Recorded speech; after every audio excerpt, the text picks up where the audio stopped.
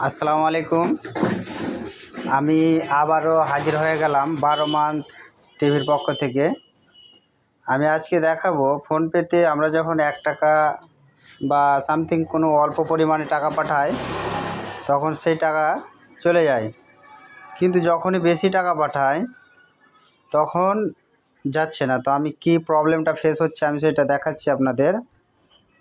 প্রথমত 1 টাকা আমি পাঠিয়ে নিচ্ছি, পাঠিয়ে নিলাম।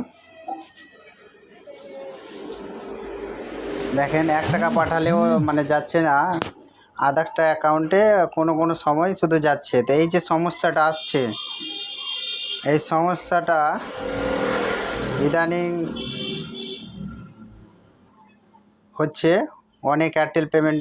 তো যদি এরকম হতে থাকে তাহলে এর অনেক সহজ